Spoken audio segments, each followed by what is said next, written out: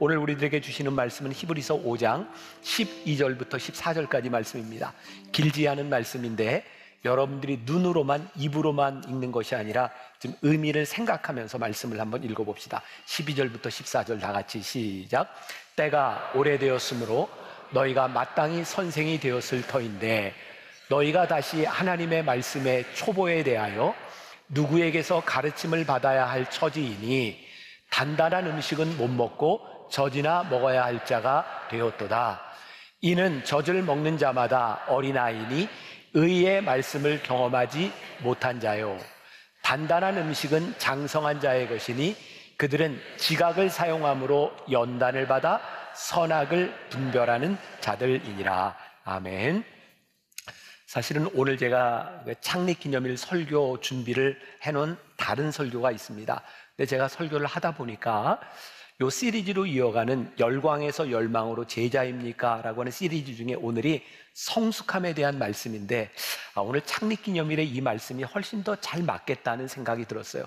우리가 이제 43년을 지나는데 우리가 어떻게 성숙함에 이를 수 있을까? 오늘 이 말씀을 나누고 오늘 준비했던 말씀은 내년도에 제가 함께 나누려고 합니다. 오늘은 성숙함에 대한 이야기를 하는데 우리 첫 주에는 우리 유연함에 대한 이야기를 했어요. 기억하시죠? 두 번째는 담대함에 대한 이야기를 했고 세 번째는 자유함에 대한 이야기를 했습니다. 오늘은 성숙함에 대한 이야기입니다. 너무 좋죠? 혹시 이제 놓친 분들은 유튜브로 좀 들어가서 들으면 도움이 될 것 같아요. 이번 주 초에 저는 한국 교회의 미래를 염려하는 앞으로 미래가 어떻게 될까 그래서 AI 컨퍼런스가 있었습니다.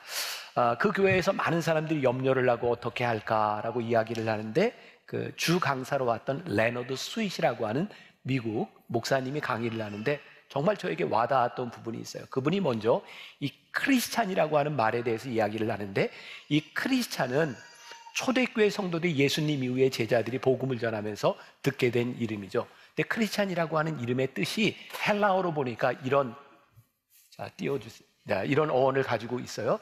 Christ 플러스 IAN. 저 IAN은 작은이라고 하는 의미를 가지고 있다. 작은 그리스도인. 그 당시에는 자기들이 작은 예수인 줄 알아 이렇게 비꼬는 말로 사용했던 말이 크리스찬이라는 말이었답니다. 그런데 초대교회 교인들은 그래 우리가 작은 그리스도인이야 이렇게 이야기하면서 크리스찬이라는 말을 쓰게 되었대요. 중세로 넘어오면서 이 크리스찬, 이 그리스도인이라고 하는 말을 라틴어입니다. 알터 크리스투스 입세 크리스투스 이렇게 쓰는데 알터라고 하는 말은 another 나는 또 하나의 그리스도인이야. 입세라고 하는 말은 영어로 itself 우리는 바로 그리스도 그 자체야. 알터 크리스투스 입세 크리스투스 그렇게 사용하게 되었다는 거예요. 이분이 강의를 하면서 묘하게 그 AI라고 하는 말을 가리키면서 오늘날 우리에게 AI 크리스찬이 되어야 된다라는 말인 거예요. 또 다른 그리스도인 그리스도 그 자체가 될 때 이 AI 시대를 맞이하면서 우리들이 두려워하지 말고 바로 그런 그리스도인이 되라 이런 이야기를 했어요. 저에게 굉장히 와닿는 이야기였고요. 오늘 우리 교인들에게 요거 좀 같이 나누었으면 좋겠다. 알터 크리스투스 입세 크리스투스 이게 라틴어거든요. 한번 해볼까요? 알터 크리스투스 입세 크리스투스 좀 있어 보이지 않아요? 여러분들이 오늘 이제 예배를 마치고 나가서 이렇게 누군가 이야기할 때 우리가 AI 시대에 AI 크리스찬이 되자. 알터 크리스투스 입세 크리스투스 그리스도 그 자체가 된다면 되겠다. 근데 이 말이 오늘 제가 나누려고 하는 성숙함이라고 하는 말과 너무 잘 맞아 들어가는 거예요. 그래 우리가 그리스도 그 자체가 되어야 되겠다. 우리들의 신앙생활은 제가 계속 이 시리즈 설교를 하면서 열광에서 열망으로를 이야기하면서 하는 이야기예요. 우리들이 오래 신앙생활을 한다고 우리의 믿음이 자라는 것 같지는 않다. 또 우리가 오래 예수를 믿는다고 하는 것과 성령을 체험한다고 하는 것은 다른 문제다. 그리고 또 제가 이런 얘기를 했어요. 우리들이 성령을 체험했다는 것과 우리들이 성령을 체험한 것으로 누리는 은혜는 또 다른 차원의 문제다. 믿음에 있어서 제일 중요한 게 뭔가? 저는 우리들이 믿음이 있다 이 차원에서 머무르는 것이 아니라 그래 우리의 믿음이 성장하고 있어 라고 말할 수 있어야 된다고 저는 생각하거든요. 오늘 여러분들에게 조금 불편한 질문이 될지 모르겠지만 제가 이렇게 묻고 싶어요. 여러분들은 예수를 믿으며 여러분들 스스로 믿음이 성장한다고 생각하십니까? 진짜 우리들에게 이게 분명해야 되지 않을까요? 또 여러분들 가운데는 언제부터인가 내 믿음이 정체 상태에 머물렀어 라고 생각하는 사람이 있을지도 몰라요. 근데 분명한 것은 우리의 믿음이 성숙해 가야 된다는 거죠. 제가 여러분들에게 오늘 본문 말씀을 읽을 때 눈으로 입으로만 읽지 말고 좀 생각하며 읽어보자 그랬어요. 저는 이 히브리서 기자가 이 어떤 공동체겠죠. 교회 공동체에 썼던 이 히브리서 말씀이 저에겐 너무 와닿는 거예요. 왜? 목회자의 마음이 느껴지는 거예요. 정말 안타까운 마음으로 이야기하고 있는 거예요. 여러분, 언제까지 여러분들이 영적 갓난 아이에 머물러 있겠습니까? 이제 여러분들의 믿음이 좀 성장해야 되지 않겠습니까? 제가 오늘 여러분들을 바라보면서 제가 목자의 마음으로 그런 이야기를 하고 싶어요. 여러분, 언제까지 여러분들의 믿음이 이 자리에 머물러 있겠습니까? 여러분들의 믿음이 성숙해야 되지 않겠습니까? 오늘 이 이야기를 하고 있는 거예요. 자, 그러면 우리들의 믿음이 자라고 있지 않다는 증거가 있어야 될 것 같아요. 어떤 상태를 보면 우리들의 믿음이 자라고 있지 않는 것일까? 첫 번째는 이런 생각이 들어요. 우리들이 하나님을 믿으면서 신앙의 연수가 오래되는데 하나님과 우리 사이의 관계가 깊어지지를 않아요.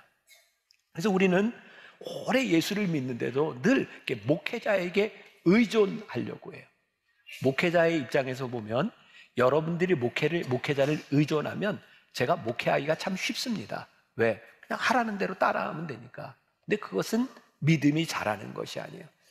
목회자는 여러분들에게 신앙생활을 할 수 있도록 도움을 줄 수는 있지만 여러분들의 믿음과 신앙의 문제를 해결해 줄 수는 없는 거예요. 중요한 건 여러분들이 하나님과의 관계, 그것이 깊어져야 된다는 거죠. 또 하나, 아무리 우리가 오랫동안 예수를 믿어도 내 성품이 변하지 않는다면 우리는 믿음이 자란다고 이야기할 수 없다. 여러분, 우리의 믿음을 하나님과의 관계라고만 이야기한다면 그것은 참 부족한 차원의 문제인 것 같아요. 내가 하나님을 믿기 때문에 우리는 얼마나 좋은 성품들을 가지게 되었는가. 또 여러분들에게 이 질문이 참 불편하지 않아요? 그리고 여러분들 머릿속에 그래 그 사람은 참 예수 오래 믿었는데 어째 그 모양 그 꼴이냐, 지금 생각나는 사람들이 있죠. 네. 여러분들이 어쩌면 여러분들을 생각하고 있을지도 몰라요.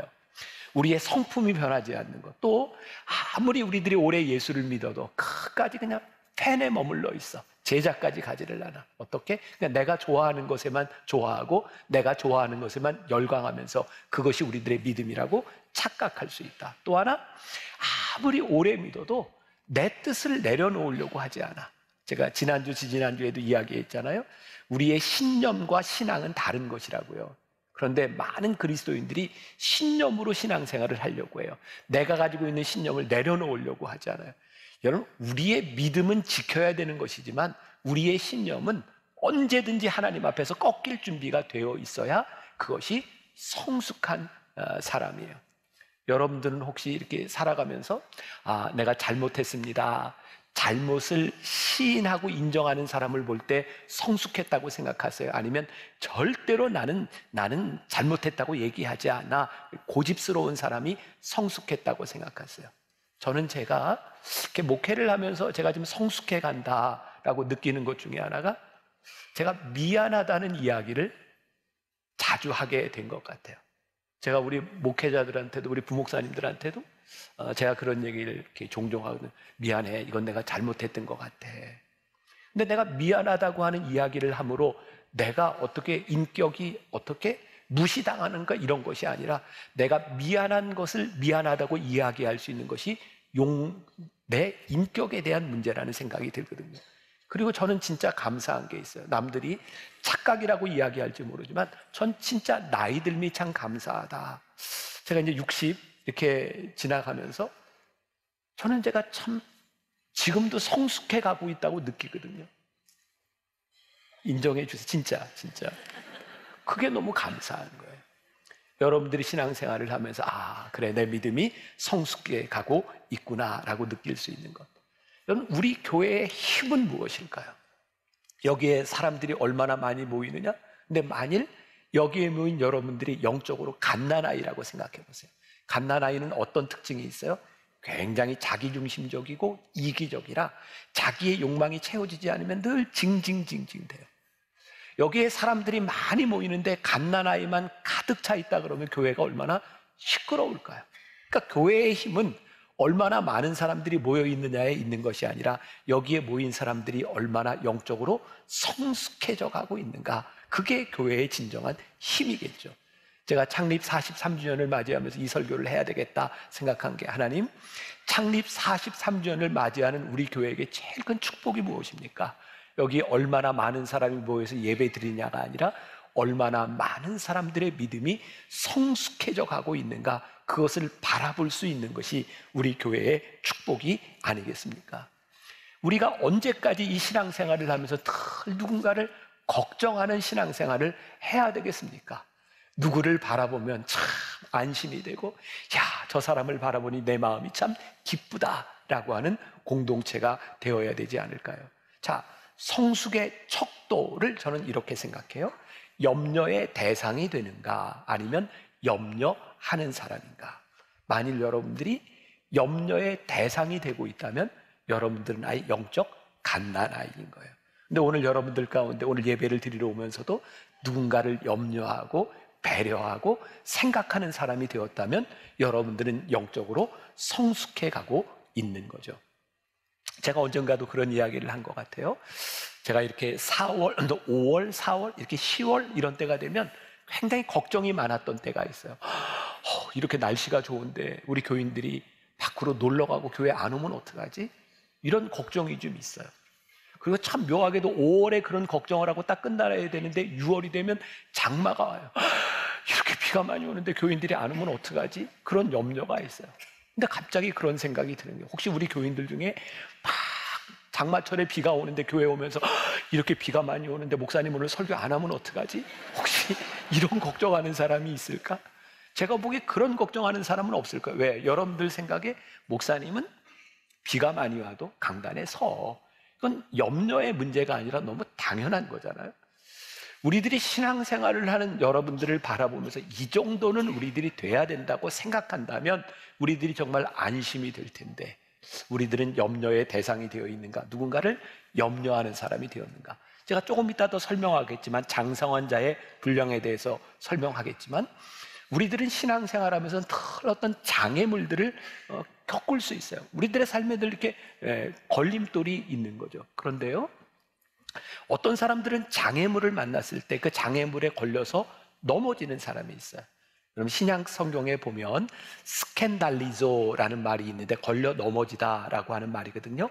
이 말에서 스캔달이라고 하는 말이 나와서 스캔달리조, 걸려 넘어지다.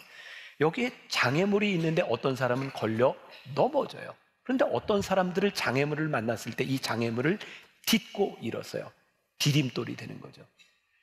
어린아이는 장애물을 만났을 때 넘어지지만 성숙한 사람은 디딤돌로 사용할 수 있어요.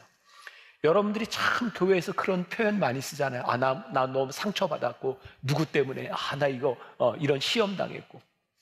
영적으로 성숙하지 않은 갓난아이의 모습일 수도 있다. 사도 바울이 그의 영의 아들 디모데에게 디모데전서 4장 12절에서 이렇게 유명한 말씀이죠. 누구든지 내 연소함을 업심여기지 못하게 하고 오직 말과 행실과 사랑과 믿음과 정절에 있어서 믿는 자에게 본이 되어. 이게 사도 바울이 생각할 때 그의 영의 아들 디모데가 지금 목회를 하고 있는 거예요. 근데 뭐라고 이야기하냐면, 디모데야, 이건 나이의 문제가 아니야. 내 말과 행실과 사랑과 믿음과 정절에 있어서 믿는 자에게 본이 되면 사람들이 너를 무시하지 못해. 네가 성숙한 사람이 되는 거야. 지금 우리가 겪고 있는 한국교회의 많은 문제들이 그런 거 아닌가요? 교인과 세상들이 목회자를 걱정하고 있어요. 목회자들이 교인들을 바라볼 때 염려하고 있어요. 왜? 우리들이 교회의 큰 건물들을 가지고 많은 사람들이 모여 예배를 드리고 있지만 우리의 믿음이 자라지 않으니 끊임없는 근심거리가 될 수밖에 없는 거죠. 제가 늘 살아가는 설교하는 패턴이 그래요. 저는 이제 오늘도 이제 오후에 이제 청년 예배까지 설교를 마치면 다음 주에 설교할 원고를 가지고 집으로 가요. 이제 저녁 때 저녁을 먹고 저는 한가한 시간에 일단 원고를 한번 읽고, 그리고 그 다음날 새벽부터 매일 말씀을 묵상하면서 원고를 읽고 또 메모하고 합니다. 그래서 제가 원고에 보면 이런 메모들이 많이 되어 있어요. 제가 이 부분쯤 제가 읽을 때 그런 생각이 들더라고요. 아, 그렇구나. 우리들 주변에 보면 늘 핑계가 많은 사람이 있어. 내 마음에 안 들면 핑계가 많아. 그런데 이것이 해야 되는 일이라고 느끼는 사람들은 핑계대지 않고 방법을 찾아. 아, 그럼 성숙은 핑계대는 것이 아니라 방법을 찾는 것. 그게 어쩌면 성숙의 척도일지도 모르겠다는 생각이 들어요.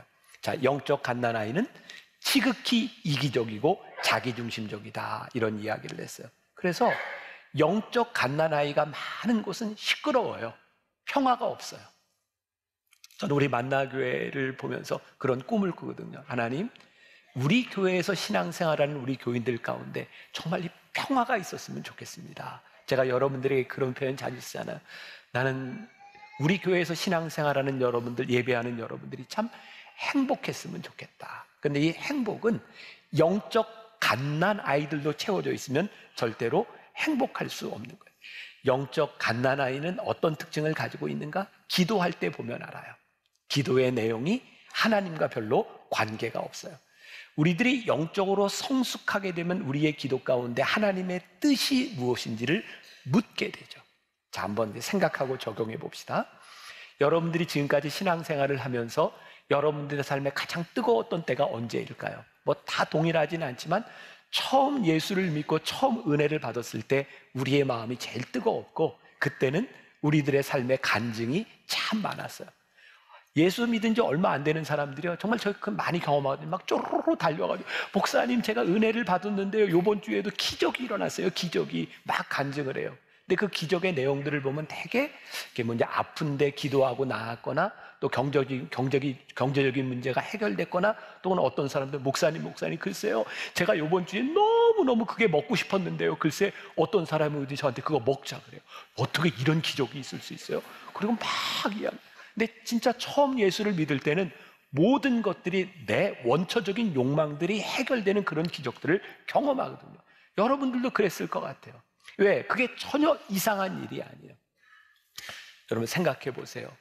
처음 예수를 믿은 사람들이 성경의 진리가 무엇인지, 하나님의 뜻이 무엇인지 그거를 이렇게 헤아릴 만한 그런 믿음이 있을까요? 그들은 그냥 예수 믿고 우리 문제가 해결되는 것에 대하여 기뻐요. 그래서 기도하는 거예요. 근데 하나님이 그 기도를 들어주세요. 왠지 아세요? 예수 믿은 지 얼마 안 되는 것들은, 표현이 그런가요? 이게 뭔가 구분이 안 돼. 일단 자기가 불편하면 기도하고, 그리고 하나님이 그거 채워주지 않으면 막 떼를 쓰고 울고, 얘는 뭔가 이게 통제도 안 돼. 일단 들어주셔. 제가 여러분들에게 굉장히 중요한 팁을 하나 알려드리자면, 혹시 여러분들 가운데 예수 믿은 지 한 3년 안 되는 사람이 있다면 지금 마음껏 기도하세요. 하나님이 거의 다 들어주실 거예요. 근데 가만히 보니까 우리들이 어느 정도 신앙생활을 했을 즈음에 왜 내 기도가 응답이 되지 않지? 그런 경험이 있지 않으세요? 저는 우리들이 틀림없이 이 과정을 겪는다고 생각하거든요. 왜냐하면 하나님께서 이제 얘야, 이제는 네 원초적인 욕망에 대한 문제가 아니라 내 뜻이 무엇인지를 헤아려 봐야 되지 않겠니? 하나님의 마음을 헤아리라고 말씀하시는 그때 우리의 믿음이 성숙했느냐 성숙하지 않았느냐가 우리들에게 보여지는 거예요. 우리가 살아가면서 우리 자식들 보면서 그런 얘기 할 때가 있잖아요. 아유, 저놈 철들었네. 언제 그런 생각이 드세요? 아유, 저놈이 이제 내 마음을 안 해? 그때 우리는 철들었다고 이야기를 해요. 하나님이 우리를 바라보시면서 그래, 네가 이제 성숙했구나, 성장했구나 라고 얘기하는 때가 언제일까요? 하나님의 마음을 헤아리기 시작할 때. 여러분들에게 또 그런 도전을 드리고 싶어요. 여러분들이 오늘 기도하는 그 기도의 내용을 누가 들을 때, 아니 내가 공개적으로 내 기도 제목은 이것입니다 라고 말할 때 그것이 하나님의 마음에 드는 기도라고 이야기할 수 있는가? 우리가 이런 말을 종종 하죠. 자식 이기는 부모 없다. 왜 자식이 부모를 못 이겨요? 돈이 없어서, 능력이 없어서, 힘이 없어서 아니잖아요. 부모는 자식을 사랑하기 때문에 이기려고 하지 않는 거예요. 나는 우리 공동체 안에서 이런 모습들이 많이 나타났으면 좋겠다. 내가 성숙했기 때문에 굳이 이기려고 하지 않는 모습들. 제가 저를 돌아보는 거예요. 제가 만나교회 목회를 하면서 처음 담임 목사가 됐을 때는 그렇게 이기려고 애썼던 것 같아요. 내가 이겨야 리더십이 있다고 생각했던 것 같아요.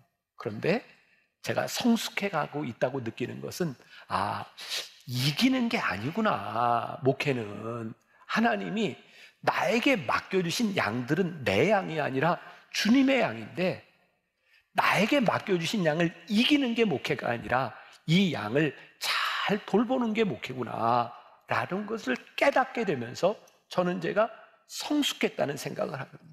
제가 요즘은 젊은 목회자들을 보면 제가 늘 이런 이야기를 해요. 우리 목회를 하면서 어떻게 교회가 성장하고 어떻게 목회를 잘하고 어떻게 리더십을 가지고 그런 거 생각하지 말고 하나님께서 맡겨주신 우리 양들에게 우리가 어떻게 선한 목자가 될 것인가를 생각하는 사람이 되었으면 좋겠습니다. 저 훌륭하지 않아요? 왜 인정을 안 해주세요? 그 인정받으려고 하는 것도 좀 문제다, 그죠? 근데 진짜 우리 목회자들을 보면서 그래, 우리들이 참 성숙했으면 좋겠다. 근데 이게 목회자의 문제만일까요? 여러분들에게서도 그런 성숙함이 나타나면 좋겠다. 여러분, 우리의 성숙함은 말이죠, 우리들이 착각하는 데서 우리의 성숙함이 드러나지 않아요. 왜? 우리는 신앙을 하나님과 나와의 관계라고만 생각하잖아요. 그런데 하나님과 나와의 관계가 신앙이다라고 이렇게 딱 생각하는 순간 우리가 얼마나 독선적인 사람이 될 수 있는지 아세요? 우리의 신앙은요, 하나님과 우리 사이의 관계이지만 하나님과 우리 사이의 관계가 우리들이 살아가는 이 세상 속에서 어떻게 증명되고 나타나느냐에 대한 문제예요. 아마 오늘 여러분들 가운데 혹시 이제 제가 이런 설교를 하면 또 이제 막 댓글이, 악성 댓글이 좀 뜰 거예요. 왜 목사가 은혜 받고 구원받으라는 이야기를 하지 왜 자꾸 이렇게 인간적으로 뭐 이렇게 성품이 좋아지고 이런 이야기를 하는가? 근데 저는요, 우리 그리스도인에게서 가장 성숙한 사람이 그리스도인으로 살아갈 때 나타나는 명백한 현상은 우리를 통하여 하나님이 영광을 받으시는 일이라고 생각하거든요. 성숙함은 쉬운 일이 아니에요. 그리고 하나님을 믿는 것이 내가 하나님만 잘 믿으면 돼, 여기서 끝나는 것이 아니라 우리의 믿음이 세상 사람들 가운데서 증명돼야 되는데, 사람들은 자기들이 경험한 것을 가지고 이야기를 하게 되어 있거든요. 제가 군목 훈련을 받을 때, 오래전이죠, 군목 훈련을 받는데 12주 동안 훈련을 받았어요. 그때 내무반에 군 법사, 신부, 목사 이렇게 세 그룹이 한 내무반에서 12주를 지냈어요. 제 평생에 그런 경험은 처음일 거예요. 근데 제가 그때 신부, 법사, 목사 함께 살아가면서 제 경험이에요. 보편적인 것을 이야기하는 것이 아니라 이건 그냥 그때의 제 경험이에요. 저는 신부님들에 대한 로망 같은 게 있었어요. 저렇게 결혼을 하지 않고 성직자로서 평생을 살아가는 신부님들의 어떤 고결함. 근데 제가 훈련을 받는 동안 그 환상이 다 깨졌어요. 이건 제 경험이에요. 그때 내무반을 쓰던 신부님들 중에 얼마나 이기적이고 자기중심적이고 공동생활을 못하는지, 정말 어떻게 저럴 수가 있지? 라는 경험을 가지게 돼요. 근데 그때 같이 내무반을 쓰던 법사님 중에, 여러분 이제 군에 오는 그 법사님들은 결혼을 할 수 있는 사람들이에요. 그리고 대학을 나와야 학사장교가 되니까 동국대를 나온 분들이 군 법사로 와요.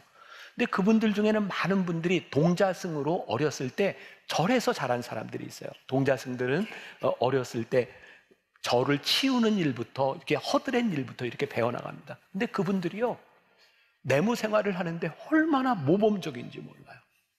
제가 그걸 보면서 그때 제 경험인 거예요. 여러분들, 우리들이 하나님을 믿는데 하나님을 믿지 않는 사람들이, 다른 종교를 가진 사람들이 우리를 바라볼 때 우리의 모습을 바라보며 하나님을 이야기하고 하나님이 어떤 분인지를 생각하게 돼요. 그러니까 여러분들이 성숙해서 여러분들의 성숙함을 통하여 하나님이 증명돼야 되는 거죠. 그러니까 우리들이 예수를 믿고 믿음이 이렇게 성장한다고 하는 것은 우리를 통하여 하나님이 드러나게 되는 삶이 되는 거죠. 자, 믿음이 자라면 이 믿음이 자람으로 인하여 우리들이 성숙해야 되는데, 성숙의 제일 첫 번째 척도는 뭘까요? 누군가를 배려하고 사랑하고 용납하는 거예요. 저는 요즘 우리 한국 교계를 이렇게 보면서 제가 지난주에도 잠깐 그런 얘기를 했는데 참 마음 아픈 게 너무 서로를 향해 비난하는 거예요. 어쩌면 저렇게 믿음이 좋아 보이는 사람들이 상대방을 향하여 저렇게 비난할 수 있을까? 근데 그 비난이 뭐냐면 나와 다르다는 것 때문에 그렇게 많이 비난해요. 아니, 우리가 하나님을 믿는 이 믿음의 공동체 안에서 비난보다 조금 더 용납하고 사랑하는 모습들이 우리들에게 보여지면 어떨까? 우리가 위선적이거나 독선적인 모습이 아니라 하나님이 내 안에 계셔서 사랑하고 용납하는 모습들이 우리들에게 보여지는 것, 그게 어떤 것일까? 예수님께서 산상수훈을 말씀하시면서 마태복음 6장 33절에서 이런 말씀을 하셨어요. 너희는 먼저 그의 나라와 그의 의를 구하라. 그리하면 이 모든 것을 너희에게 더하시리라. 사실 우리가 굉장히 이기적이라고 생각하고 자기중심적이라고 생각하는 것을 보면 하나님의 나라와 의가 아니라 내 의를 생각하기 때문에 나타나는 이럴 경우가 참 많이 있죠. 여러분, 열왕기상 3장에 보면 솔로몬이 하나님께 1000번제를 드리고 하나님이 너무 기쁘셔서 솔로몬에게 내 소원이 무엇이냐라고 물으시는 장면이 있죠. 열왕기상 3장 9절에 보니까 누가 주의 이 많은 백성을 재판할 수 있사오리까? 듣는 마음을 종에게 주사 주의 백성을 재판하여 선악을 분별하게 하옵소서. 솔로몬이 뭐라고 얘기해요? 하나님, 저에게 축복을 해주시겠다고 말씀하셨는데 저에게 듣는 마음을 주셔서 백성들을 지혜롭게 잘 재판할 수 있게 해주세요. 하나님께서 이 소리를 들으시고 10절에 보니까 솔로몬이 이것을 구하매 그 말씀이 주의 마음에 든지라. 참 성숙하다는 생각이 들지 않으세요? 오늘 우리들이 하나님 앞에 기도할 때 그 기도가 내 마음에 든다, 네가 구하는 것이 정말 내 마음에 든다 라고 할 수 있는 그 기도, 그 성숙함이 우리들에게 있는가? 우리가 성숙하게 되면 우리의 신앙에서 뭐가 달라질까? 우리의 먹는 것이 달라진다고 생각해요. 오늘 본문 말씀에 보니까 영적 갓난아이는 딱딱한 것을 못 먹고 뭐를 먹어요? 젖을 먹어요. 우유를 먹어요. 갓난아이는 젖이 맛있어서 먹을까요? 이렇게 물을 땐 되게 아닌 거예요. 아니에요. 그럼 왜 먹어요? 젖밖에는 먹을 수 없으니까. 딱딱한 것을 뼈도 발라내지 못하고 가시도 발라내지 못하고, 그러니까 젖만 먹는 거예요. 그 교인들을 바라보면서 히브리서 기자가 안타까운 거예요. 너희들이 조금 더 좋은 것을 먹을 수 있는데 너희들이 이거 소화를 못 시키는구나. 말씀을 이렇게 준비하다가 이제 그런 생각이 났어요. 어린아이들이 먹는 것, 그리고 어른들이 먹는 것, 이게 뭐가 다른가? 제가 지난주에 예배를 마치고 가는데 우리 교회 교인 중에 하나가 이제 온 지 얼마 안 된 새 가족인데, 이 긍정 닥터라고 하는 유튜브를 운영하는 이경실 선생님이 있는데 본인이 쓴 책을 주어서 제가 한 주 동안 이렇게 쭉 읽어보았어요.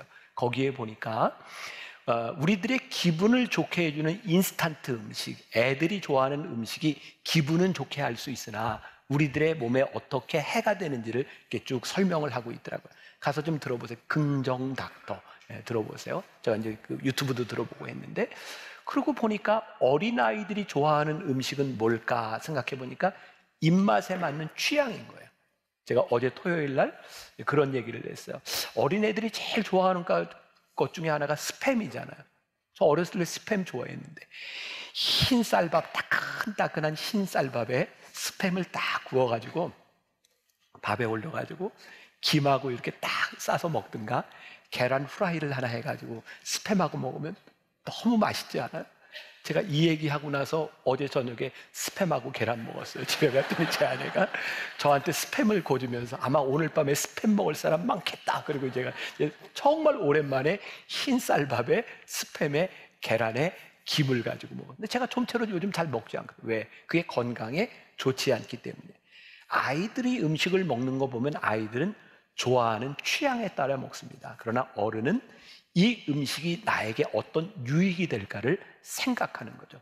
그러니까 여러분들 중에 아직도 나는 내가 먹고 싶은 거 먹다 죽을 거야, 나 말리지 마, 이러는 사람이 있으면 어린 거예요. 어린 거. 저 어렸을 때 생각이 나요. 저는 왜 어렸을 때 이렇게 계란을 먹을 때면, 달걀을 먹을 때면 노른자만 먹었는지, 흰자는 맛이 없어서 못 먹겠더라고요. 그냥 노른자만 먹었던 제가 기억이 나기도 하고, 국이나 찌개를 먹을 때면 제가 파를 다 골라내고 먹었던 것 같아요. 또 어렸을 때 제일 먹기 싫었던 게 가지였어요. 가지. 그 식감 때문에. 근데 요즘은 잘 먹어요.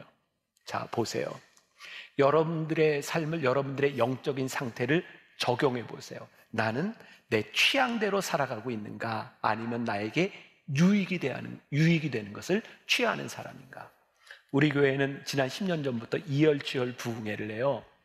여러분, 이열치열 부흥회에 오는 강사님들이 다 마음에 드세요? 말을 해요. 말을 들기도 하고 안 들기도 하고. 여러분 생각해 보면 어떤 강사가 왔을 때 여러분들 마음에 쏙 들든가요? 아마 만나교회 스타일에 잘 맞는 강사가 오면 정말 은혜스럽다. 근데 우리 스타일하고 잘 맞지 않으면 왠지 좀 불편해 라고 느낄 때가 있어요. 근데 제가 왜 이 이열치열 강사를 보면 우리 교회 스타일에 잘 맞는 분도 있고 그렇지 않은 분도 있고 여러 사람들을 제가 초청하는가? 저에게는 의도가 하나 있어요. 저는 우리 만나교회 성도들의 영적 스펙트럼을 좀 넓혀주고 싶어요. 저에게도 제가 선호하는 신앙의 성향, 제가 설교하는 스타일, 우리 교회 예배 스타일이 있어요. 그런데 이게 우리가 좋아할 수는 있으나 이것이 진리는 아니에요. 저는 여러분들이 신앙생활을 하면서 때때로 우리들에게 잘 맞지는 않지만 이런 신앙의 유형도 있고 이런 신앙을 가진 사람이 있는 것들을 좀 인정할 수 있으면 좋겠다. 우리가 왜 예수를 믿으면서 그렇게 편협해질까? 우리가 예수를 믿으면서 왜 우리는 내 마음에 들지 않으면 그것이 진리가 아니라고 생각하고 누구를 향하여 그렇게 블레임을 할까? 나하고 다르지만 하나님을 믿는 우리의 믿음의 공동체, 이것이 비진리의 문제가 아니라 진리의 문제라면 그것을 좀 우리들이 걸러낼 수 있고, 나에게 맞지 않는 부분은 이렇게 가시도 좀 발라내고 우리들이 소화할 수 있는 신앙인이 된다면 우리가 진짜 성숙한 신앙인이 될 텐데 왜 이렇게 되지 못할까? 제가 우리 교인들을 바라보며, 여러분들을 바라보며 가지는 안타까운 마음, 또 우리 한국교회를 바라보면 왜 우리가 이렇게 서로 정죄할까? 우리 교회 공동체 안에서 서로 좀 용납하고 사랑하는 모습이 있었으면 좋을 텐데. 장성한 자는, 오늘 말씀에 이제 결론 부분도 넘어가 볼게요. 제가 NIV 성경으로 이렇게 빨갛게 칠해준 부분이 있습니다. 지각을 사용함으로 연단을 받아 선악을 분별하는 자. 자, 제가 이제 이 말씀으로 이제 마무리를 하려고 그래요. 자, 지각을 사용함으로, 이건 먼저 생각하시고, 하나님께서 우리들에게 지각을 주셨대요. 자, learn right from wrong. 자, 뭐예요? 잘못된 것으로부터 옳은 것을 배우는데 어떻게? By practicing doing right. 옳은 것을 우리들이 연습하고 활용할 때 잘못된 것이 무엇인지 드러나고 그것을 통하여 옳은 것이 무엇인지를 배우는 거예요. 자, 제일 중요한 건 우리들이 영적으로 성숙한 사람이 되기 위하여 뭘 해야 되냐면 옳은 것을 프랙티스하는 사람이 돼야 돼요. 그때 우리들이 옳은 것이 무엇인지를 우리들이 믿음으로 살아갈 때 우리의 삶에서 틀린 것이 드러나요. 그리고 그 틀린 것이 드러날 때 우리는 무엇이 옳은 것인지를 알아요. 문제는 우리들이 이 옳은 것을 우리들이 실천하며 살아가지 않는다는 거예요. 이게 경험이 필요하구나. 오늘 이제 여러분들에게 제가 도전을 드리는 거예요. 여러분들이 이 세상 속으로 나아가면 여러분들의 삶에서 이건 하나님의 말씀의 진리야, 이것은 옳은 일이야 라고 하는 것을 실천해 보라. 자, 왜 우리들이 옳은 것을 이렇게 프랙티스, 연습하고 실천해야 될까요? 그러지 않으면 우리는 절대로 올바른 성숙한 삶을 살아가지 못하기 때문에 그래요. 자, 여러분들에게서는 가장 큰 여러분들의 삶의 약점이 무엇인지, 무엇이 여러분들의 성장을 저해하는지 모르겠지만 저는 그런 경험을 하거든요. 저는 만나교회 목회를 하면서 내가 참 조심해야 될 게 있다. 내가 그래도 이렇게 성숙한 목회자로 살아가기 위해서 돈 문제나 명예에 대한 문제나 혹은 여자에 대한 문제, 이건 내가 잘 지켜야 되겠다. 제가 나름대로 열심히 잘 지켜가고 있다고 생각을 하거든요. 그런데 이 말씀을 준비하다 보니까 제 모습이 떠오르는 거예요. 저는 일단 제가 이렇게 쓴 책들에 대한 인세는 무조건 이제 우리 교회 장학헌금으로 간다. 그게 원칙이고, 제가 외부에서 이제 받는 그런 사례비들은 내가 만나교회 목사로서 하는 일이니까 이건 내가 이제 헌금을 해야 되겠다 이렇게 생각을 해요. 그래서 인세가 들어왔을 때 바로 이렇게 헌금을 하면 아무 문제가 없는데요, 인세가 이렇게 제가 바로 헌금을 못하고 한 5개월, 6개월 이렇게 쌓이잖아요. 참 이상한 게 바로 할 때는 문제가 없었는데 그게 쌓이면 아까워요. 진짜 참 이상해요. 그리고 제가 외부에서 이렇게 설교를 하고 들어오다가 제가 받은 봉투를 그냥 부속실에 자 이거 헌금 통장에 넣으세요. 그러면 아무 문제가 없습니다. 그런데 제가 한 이틀, 3일 제 가방 속에 이렇게 모르고 넣고 다니다가 그걸 내려면 아까워요. 제가 그래서 연습하려고 하는 게 있습니다. by practice, 이 바로바로 하는 게 중요하구나. 그래야 내가 흔들리지 않는 거구나. 연습이에요. 이 연습이라고 하는 것은 아주 어려운 커다란 것에 대한 문제가 아니라 여러분들의 삶이 하나님의 나라를 위하여 살아갈 때 이것은 지켜야 되는 일이라고 생각하는 것을 여러분들이 믿음으로 행하는 거예요. 근데 우리들은 종종 믿음의 단계를, 오스왈드 챔버스도 그런 이야기를 했는데, 믿음은 저 위대한 어떤 것을 이야기하고 있는 것이 아니라 지금 우리들 앞에 일어나는 일들에 대하여 우리들이 어떻게 믿음으로 반응하고 순종하느냐에 대한 문제라고요.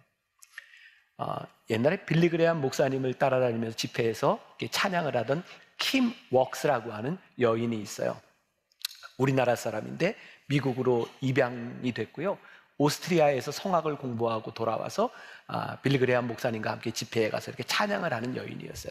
그분이 기자회견을 하면서 이런 얘기를 했어요. 내가 길을 갈 때 사람들은 눈이 안 보는 나에게 저기 50m, 100m 앞에 층계가 있습니다. 조심하세요. 이런 얘기 하지 않는다는 거예요. 지금 밑에 계단이 있으니까 조심하세요. 그리고 가다 보면 바로 50m, 100m 후에 내가 그 자리에 있게 됩니다. 우리들 신앙에 제일 중요한 게 뭔지 아세요? 미래의 여러분들의 모습이 아니라 지금 여러분들에게 주어지는 일들에 대하여 여러분들이 올바로 프랙티스 하는가, 옳은 것을 우리들이 행하고 살아가는가. 근데 옳은 것인지 아닌지 우리들에게 어떻게 아냐고요? 오늘 성경에 보니까 하나님께서 우리들에게 지각을 주셨대요. 우리 신앙의 믿음이 지각으로 분별돼야 되는 거예요. 여러분들이 옳고, 그럼 우리들에게 혹시 이런 얘기하는 사람이 있으면, 목사님 좋아요, 우리들이 옳은 것 행하는 거 좋아요. 그런데 옳고 그른 것을 우리들이 어떻게 분별해요? 저는 이렇게 질문을 하고 싶어요. 여러분 진짜 옳고 그른 거 몰라요? 하나님이 우리들에게 지각을 주셔서 그거 분별하게 하셨다고 말씀했는데, 사실은 여러분들이 옳고 그른 것을 분별하지 않는 이유 가운데 하나는 옳은 일을 행했을 때 여러분들에게 돌아올 불이익과 그 일을 행하는 것에 대한 힘듦으로 인하여 여러분들이 혹시 옳고 그름을 외면하고 있지 않습니까? 사실 믿음은, 신앙은 우리들에게 아주 명백하게 말씀하고 있고 그 행함들을 통하여 우리들의 믿음이 무엇인지를 증명하라고 말씀하고, 자, 분명히 믿음은 행함으로 얻는 것이 아닙니다. 그러나 우리의 믿음이 행함을 통하여 증명되어지는 거예요. 행함이 없는 믿음은 죽은 믿음이라고 이야기를 했어요. 행함이 없는 것은 하나님을 속이는 일이라고 했어요. 하나님이 우리들에게 지각을 주셨다고 말씀하셨어요. 지각을 사용함으로 우리들이 옳은 일을 행하는 게 어렵고 힘든 일입니다. 살아가면서 어떤 운동을 배워본 적 있잖아요. 뭐 테니스를 예를 들어 볼까요? 테니스 처음 배우면 제일 힘든 게 뭐예요? 여기 물집 생기는 거잖아요. 근데 어떤 사람들은요, 테니스를 좀 치다가 물집이 생기면 아파서 못하겠어, 막 물집이 터지면 어떡해, 그리고 그만두는 사람이 있어요. 그런데 테니스를 열심히 잘 하려면 물집이 터져서 터진 물집에 굳은 살이 배기고 굳은 살이 벗겨져야 그때 비로소 테니스를 칠 수 있잖아요. 여러분, 우리들이 선을 행하고 옳은 일을 행하는데 우리의 물집이 터지는 아픔도 경험해야 그게 우리들의 삶의 간증이잖아요. 그리고 그 간증의 시간들을 지나가야 우리들이 선함을 행할 수 있는 성숙함이 우리들에게 생겨지는 거예요. 저는 오늘 창립기념일을 지나면서 오늘 우리들에게 주신 하나님의 도전이 있다고 생각해요. 여러분들의 믿음이 더 이상 어린아이의 단계에 머무르는 것이 아니라 여러분들의 믿음이 성숙했으면 좋겠습니다. 지각을 사용함으로 여러분들이 옳은 일을 행하세요. 그리고 옳지 않은 것이 드러나도록 하세요. 우리들이 부족하지만 하나님께서 우리를 도와주실 겁니다. 우리와 함께하여 주실 것입니다. 제 꿈이에요. 꿈. 뭐냐면 우리 성도들이 이렇게 주일날 예배 시간에 딱 나올 때 저 앞에 있는 십자가를 보면 여러분들에게 눈물이 났으면 좋겠어. 왜 눈물이 나냐면, 하나님, 제가 일주일을 살아가는데 제가 믿음으로, 말씀으로 살아가는 게 너무 힘들었어요. 근데 하나님, 제가 승리하고 그 말씀 붙들고 이 자리에 나왔어요. 이 십자가를 볼 때 우리들에게 감격이 있어야 되잖아요. 근데 여러분들 예배당에 들어왔는데도 그냥 무감각해. 그 얘기는 뭐예요? 우리들이 세상 속에서 믿음으로 살지 않은 거예요. 여러분들에게 그 부대낌, 그 용기, 그게 있어야 우리의 믿음이 성숙해가지 않겠습니까? 여러분, 저와 함께 우리 만나교회 꿈을 꿉시다. 어떤 꿈? 이 안에 믿음이 잘 자라나서 사랑과 용납이 있는 그런 공동체, 하나님의 뜻이 드러나는 그런 공동체. 더 이상 여러분들이 내 욕심이 채워지지 않는 것 때문에, 내가 만족되지 않는 것 때문에 불평하는 사람들이 아니라 하나님의 뜻을 드러낼 수 있는 여러분들이 되시기를 주님의 이름으로 간절히 축원합니다. 우리 주는 완전합니다 찬양을 할 텐데, 이 가사에 보면 우리는 넘어지고 우리는 실수하지만 주님께서 우리를 붙잡아 주실 것이라는 믿음의 고백이 있어요. 우리 찬양하면서 우리 믿음으로 고백합시다. 주여, 우린 연약합니다. 우린 오늘을 힘겨워합니다. 주 뜻 이루며 살기엔 부족합니다. 우린 연약합니다. 주여, 우린 넘어집니다. 주여, 우린 넘어집니다. 오늘 하루 또 실수합니다.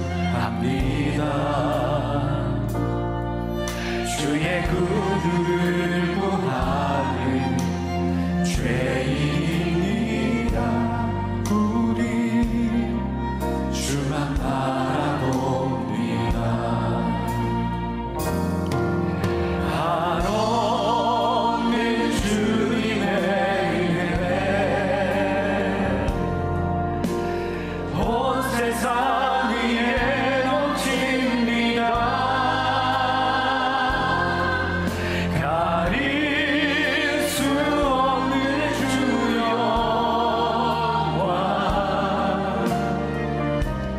온 땅 위에 충만합니다.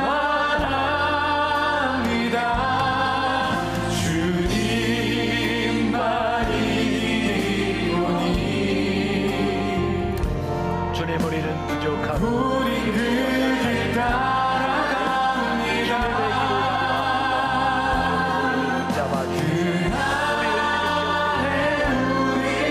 아버지 하나님, 우리들에게 힘을 주시사 감당할 수 있는 힘을 우리들에게 허락하여 주시기를 바랍니다.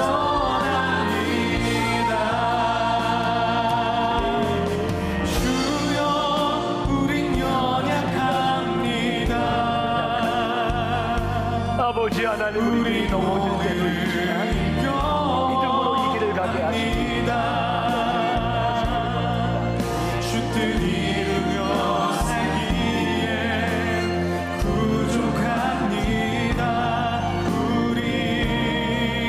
우린 연약합니다. 한없는 주님의 은혜 온 세상 위에 넘칩니다.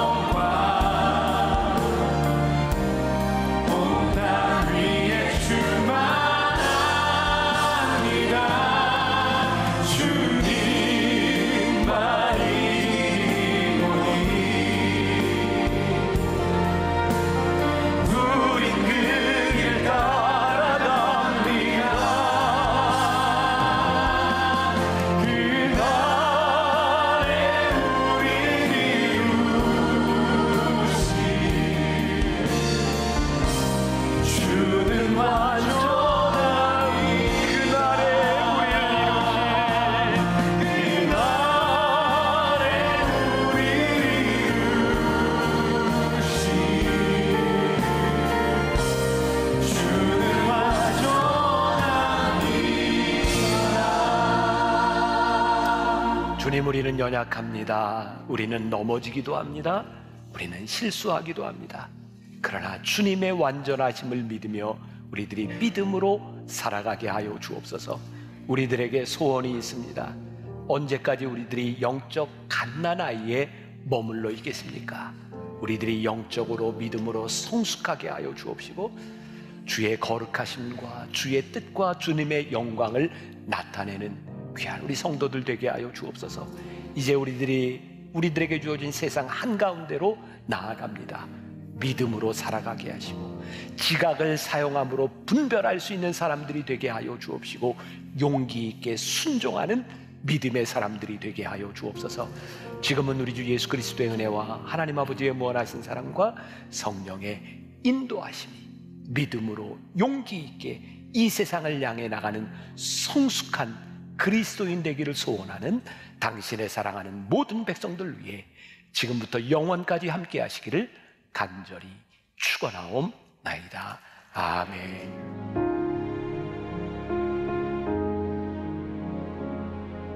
지금은 선교 헌금 시간입니다. 이 예배를 통해 삶 가운데 은혜와 회복이 충만하시길 간절히 기도합니다.